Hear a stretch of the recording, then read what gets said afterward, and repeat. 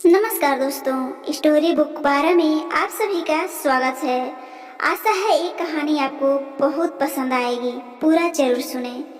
Ruby ताई ने जैसे ही बताया कि मेघा छत पर रेलिंग पकड़े खड़ी है तो घर में हलचल सी मच गई। अरे वह छत पर कैसे चली गई? उसे तीसरे माले पर किसने जाने दिया? सुशीला जी घबरा उठी थी। उसे बच्चा होने वाला है, ऐसी हालत में उसे छत पर नहीं जाना चाहिए। अजीत चाय का कप छोड़कर तुरंत सीढ़ियों की तरफ दौड़ा और मेघा को सहारा देकर नीचे ले आया। फिर कमरे में ले जाकर उसे बिस्तर पर लिटा दिया। मेघा अब भी न जाने कहाँ खोई थी, न जाने किस सोच में डूबी हुई थी। मेघा का जीवन एक ख्वाब जैसा ही बना हुआ था। खाना बनाती तो पराठा तवे पर जलता रहता, सब्जी छौंकती तो उसे ढकना भूल जाती, कपड़े प्रेस करती तो उन्हें जला देती। मेघा जब बहू के रूप में घर में आई थी तो परिवार व बाहर के लोग उसकी खूबसूरती देखकर मुग्ध हो उठे थे। सांवला और साधारण शक्ल सूरत का अजीत मेघा के सामने बौना नजर आता था। सुशीला गर्व से कहती, बरसों खोजने पर यह हूर की परी मिली है। दहेज ना मिला तो न सही, पर बहू तो ऐसी मिली जिसके आगे इंद्र की अप्सरा भी पानी भरने लगे। धीरे धीरे घर के लोगों के सामने मेघा के जीवन का दूसरा पहलू भी उजागर होने लगा था।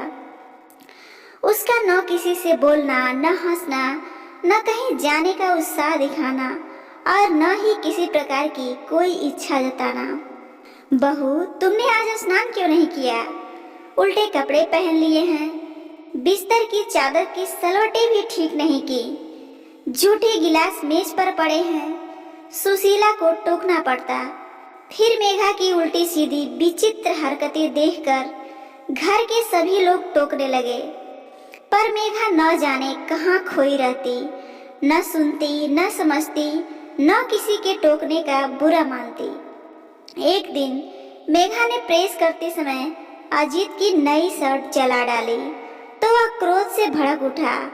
माँ, यह पगड़ी तुमने मेरे गले से बांध दी है, इसे न कुछ समझ है न ही कुछ करना आता है। उस दिन सभी ने मेघा को खूब डांटा, पर वह पत्थर बनी रही। सुशीला दुखी होकर बोली, मेघा, तुम कुछ बोलती क्यों नहीं? घर का काम करना नहीं आता तो सीखने का प्रयास करो। रूबी से पूछो, मुझसे पूछो, पर जब तक तुम बोलोगी नहीं तो हम तुम्हें कैसे समझा पाएंगे? एक दिन मेघा ने अपनी साड़ी के आंचल में आग लगा ली तो घर के लोग उसके रसोई में जाने से भी डरने लगे। मेघा, आग कैसे लगी थी? माँ जी, मैं आंचल से पकड़कर कढ़ाई उतार रही थी। कढ़ाई उतारने के लिए तौलिया था, उनका इस्तेमाल क्यों नहीं किया? सुशीला क्रोध से भर उठी। जानती हो तुम कितनी बड़ी गलती कर रही थी? तुम्हारी साड़ी आग पकड़ लेती तब तुम जल जाती और तुम्हारी इस गलती की सजा हम सबको भोगनी पड़ती। अजीत मेघा को मनोचिकित्सक को दिखाने ले गया तो पता चला कि मेघा डिप्रेशन की शिकार थी। उसे यह बीमारी कई साल पुरानी थी। डिप्रेशन यह क्या भला है? सुशीला के गले से यह बात नहीं उतर पा रही थी कि अगर मेघा मानसिक रोगी है तो उसने एमए तक की पढ़ाई कैसे कर ली और ब्यूटिशियन का कोर्स भी कैसे कर लिया। हो सकता है मेघा पढ़ाई पूरी करने के बाद डिप्रेशन की शिकार हुई हो। अजीत ने फोन करके अपने सास ससुर से जानकारी हासिल करनी चाहिए तो उन्होंने अनभिज्ञता जाहिर कर दी।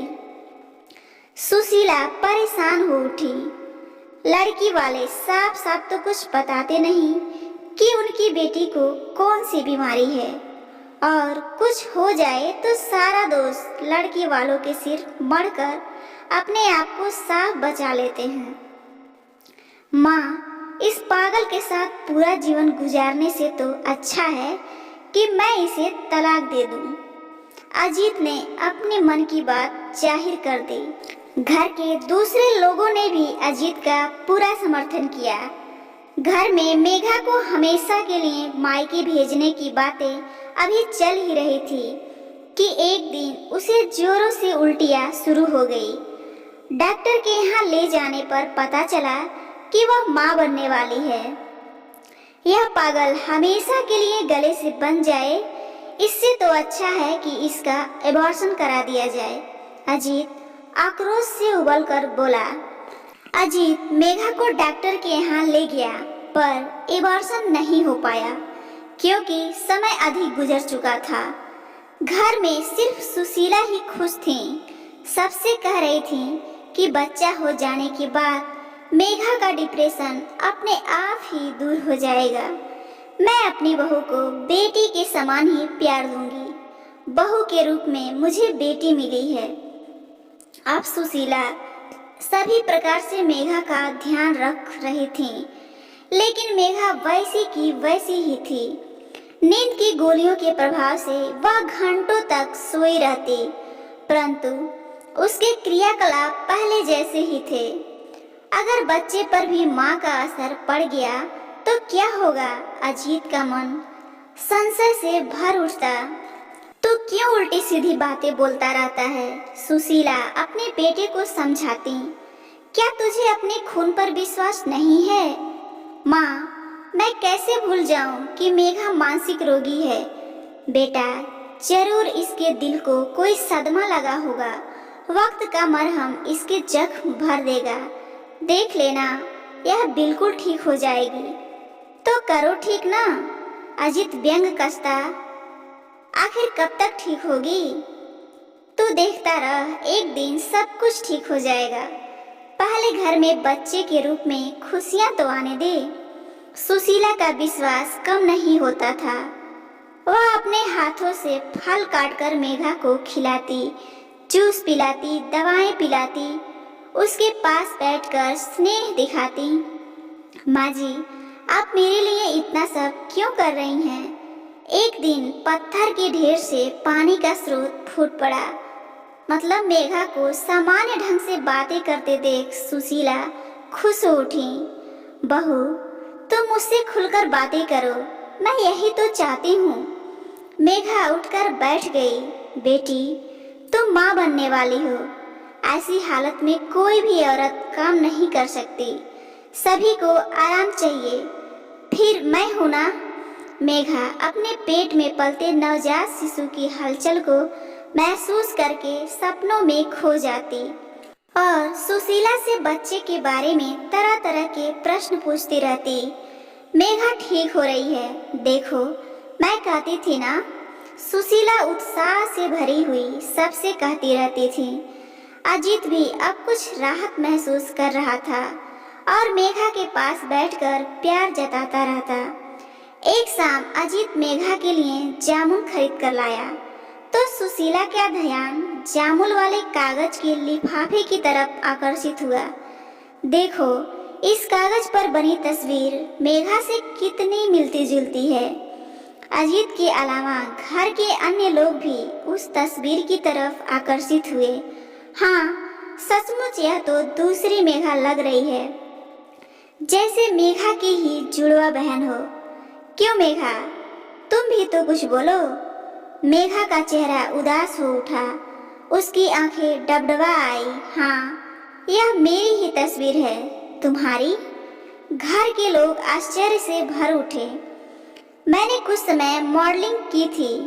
पैसा और शौक पूरा करने के लिए यह काम मुझे बुरा नहीं लगा था, पर आप लोग मेरी इस गलती को माफ कर देना। तुमने मॉडलिंग की, पर मॉडल बनना आसान तो नहीं है। मैं अपने कॉलेज के ब्यूटी कॉन्टेस्ट में प्रथम चुनी गई थी। फिर क्या? सुशीला ने उसका उत्साह बढ़ाया। बहू, तुम ब्यूटी क्वीन चुनी गई, यह बात तो हम सबके लिए गर्व की बात है, न कि छिपाने की।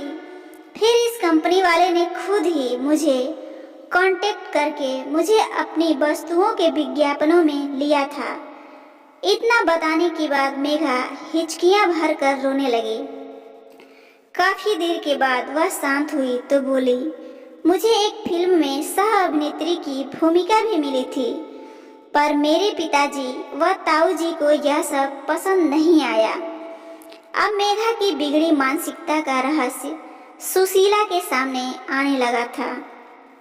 मेघा ने बताया कि उसके रूढ़िवादी घर वालों ने न सिर्फ उसे घर में बंद रखा, बल्कि कई बार उसे मारा पीटा भी गया और उसके फोन सुनने पर भी पाबंदी लगा दी गई।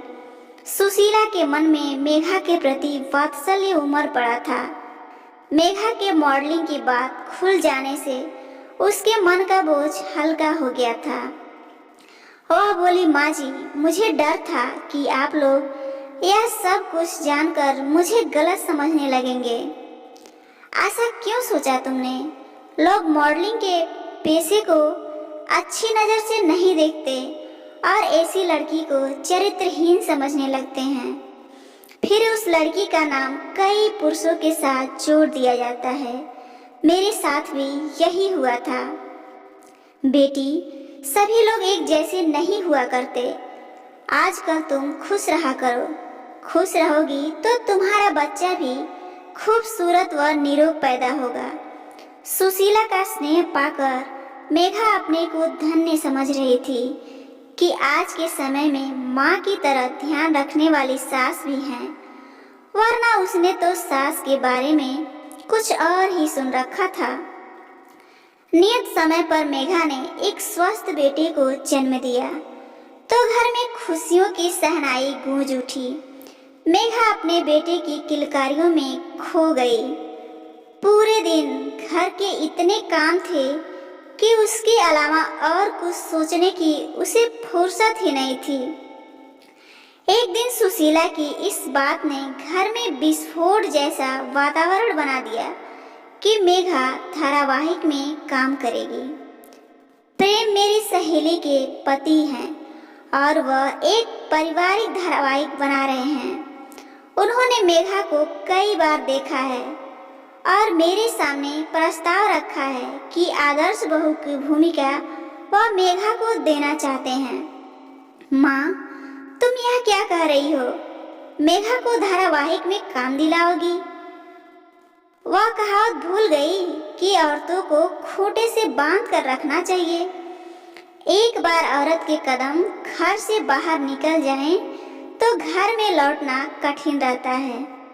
अजीत आक्रोश से उबल रहा था। सुशीला भी क्रोध से भर उठी। क्या मैं औरत नहीं हूँ? पति के मरने के बाद मैंने घर से बाहर जाकर सैकड़ों जिम्मेदारियां पूरी की है।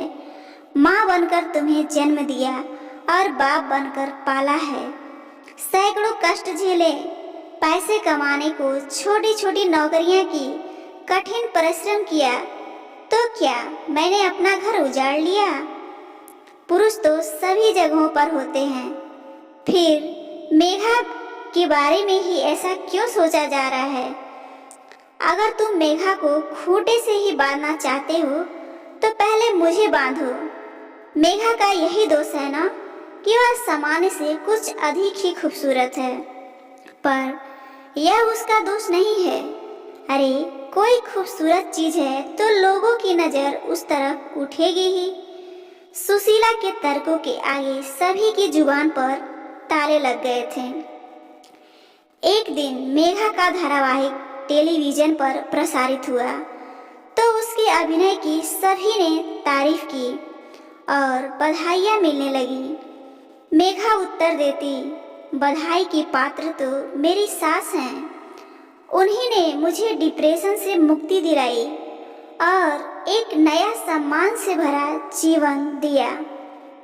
सुशीला सिर्फ मुस्कुराकर रह जाती हैं और कहती हैं कि बहू हो या बेटी, दोनों के प्रति एक ही प्रकार के फर्ज निभाना चाहिए। तो दोस्तों, ये कहानी आपको कैसी लगी जरूर बताइएगा और ऐसे ही पारिवारिक कहानियाँ रोजाना सुनने के लिए इस चैनल को जरूर सब्सक्राइब कीजिए। धन्यवाद।